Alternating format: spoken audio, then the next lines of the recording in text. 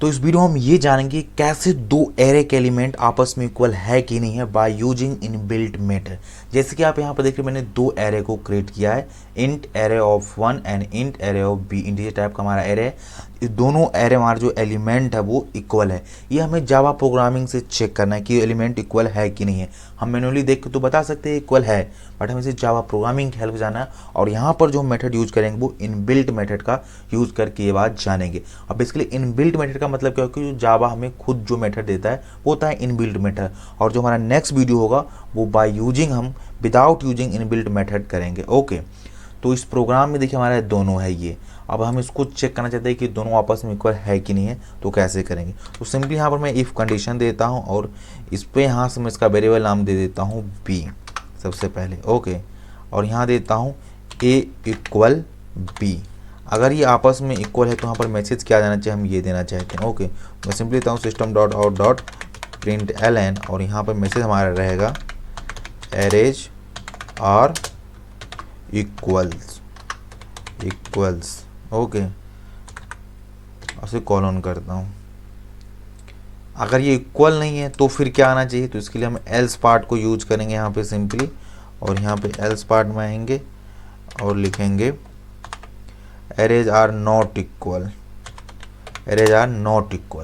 तो बेसिकली देखिए यहाँ पर हम क्या आउटपुट अभी आएगा, ये दोनों कंडीशन जो हमारा गलत आएगा उत्तर अभी मैं आपको बता देता हूँ। ओके, तो ये इक्वल जो है डबल इक्वल ये एक ऑपरेटर होता है और बेसिकली जो काम करता है रेफरेंस को कंपैरिजन कराने में करता हूँ। तो मैं आपको पहले इसको दिखाता हूँ कि ये क्या करता है। तो यहाँ पर देखिए आपस में एलिमेंट तो इक्वल है, लेकिन हमारा आंसर क्या आएगा यहाँ पे, एरे नॉट इक्वल। ऐसा क्यों आएगा मैं आपको पूरी ग्रेटर डिटेल्स में बताऊंगा with the help of animation.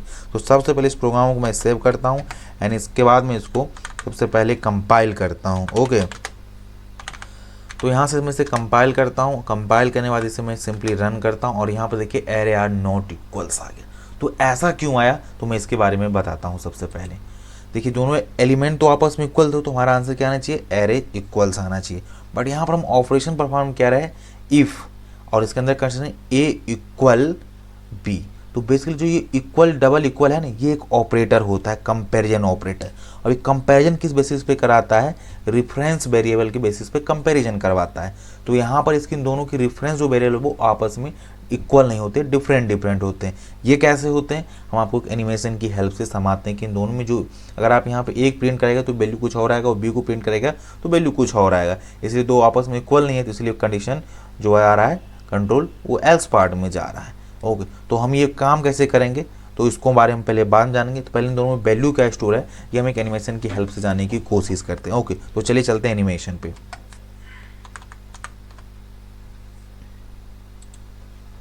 तो देखिए हमारा पहला एरे ये था इंट एरे ऑफ ए, और इसमें हमारा ये एलिमेंट था। तो इसके लिए मेमोरी में कैसे स्टोर होगा इसके बारे में हम जानेंगे। ओके, तो सबसे पहले जो एरे आप जानते हैं एक ऑब्जेक्ट टाइप होता है, तो जो कि ऑब्जेक्ट टाइप और कोई डाटा होता है तो वो हीप एरिया में स्टोर होता है। ओके, तो ये हमारा एक हीप एरिया मेमोरी है, कुछ इस तरह से होगा, ये हम इमेज करके चल रहे हैं।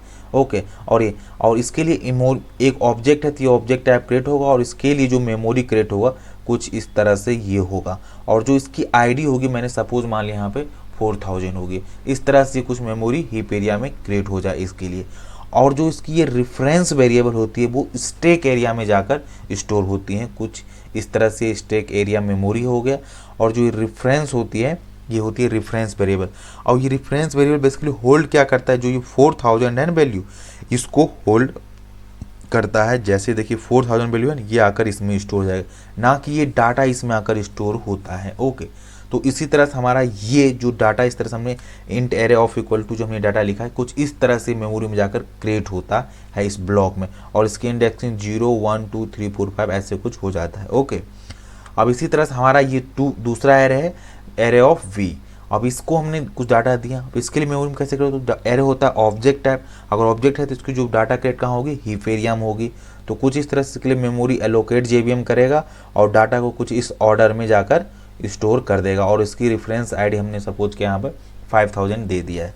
अब इसकी जो रेफरेंस वेरिएबल है वो किस में होगी, स्टैक एरिया में होती है। रेफरेंस वेरिएबल जो होती है वो स्टैक एरिया में होती है, कुछ इस तरह से। ये इसको डायरेक्टली कुछ इस तरह से इसको पॉइंट करेगा, और जो 5000 रहेगा वो बी में वैल्यू को रेफर करेगा। ओके, मतलब ये वैल्यू स्टोर होगा। तो कुछ इस तरह से होते हैं। तो यहाँ पर देखिए ए एंड बी का वैल्यू क्या है, डिफरेंट डिफरेंट आ रहा है। इसी कारण जो हमारा वो कंट्रोल कंडीशन जाता है ना कि ट्रू ना होकर वो फॉल्स हो जा रहा है, इसलिए वो एल्स पार्ट में कंडीशन आता है और एल्स पार्ट को हमारा प्रिंट होकर आ रहा है। तो आई होप आप ये दोनों का मीनिंग समझ पाएंगे। इसलिए जो डबल इक्वल जो होता है वो डाटा को कंपैरिजन ना कराकर उसके रेफरेंस के वेरिएबल को कंपैरिजन कराता है। तो यहाँ दोनों का रेफरेंस वेरिएबल जो है वो डिफरेंट डिफरेंट है, इसलिए कंट्रोल जो हमारा जा रहा था वो एल्स पार्ट में जा रहा था। तो आई होप आप ये क्लियर हो गया होगा आपका। ओके, तो अगेन आते हैं अपने प्रोग्राम पर और यहाँ देखिए इसीलिए यहाँ पर फॉल्स आ रहा था।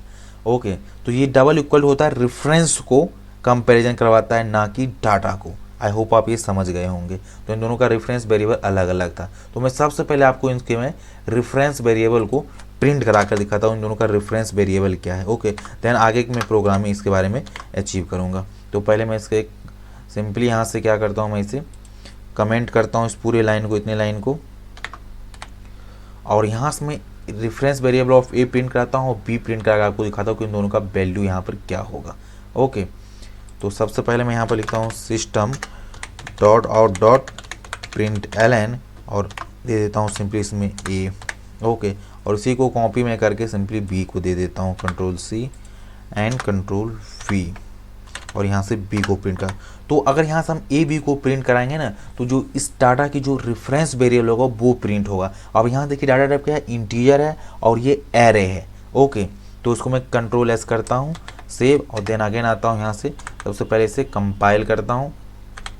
तो कंपाइल करने के लिए जावा सी लिखूंगा, एंटर हिट किया। ओके, कंपाइल हो गया और इसे एग्जीक्यूट करता हूँ। देखिए एरे अब हमारा क्या था, इंटीजर टाइप डाटा था और सिंगल एरे था, इसलिए यहाँ पर देखिए एरे की सिंगल वाली स्टार्टिंग ब्रैकेट होती है वो आई कैपिटल आई, मतलब डाटा क्या है इंटीजर @ और ये जो है हेक्साडेसिमल फॉर्मेट में वैल्यू को प्रिंट करता है। तो इसका मतलब क्या हुआ कि हमारा सिंगल डायमेंशनल एरे है, इंटीजर टाइप डाटा है और ये इसकी रेफरेंस वेरिएबल है। तो दोनों देखिए डिफरेंट डिफरेंट रेफरेंस वेरिएबल को स्टोर करते हैं। ये इतना तो सेम होगा, सिंगल वेरिएबल डाटा टाइप @ और इसके आगे जो वैल्यू तो डिफरेंट डिफरेंट होती है, ये कोई प्रेडिक्ट नहीं कर सकता, एक्चुअली सिस्टम जनरेट करके देता है आपके लोकेशन मेमोरी का एड्रेस से।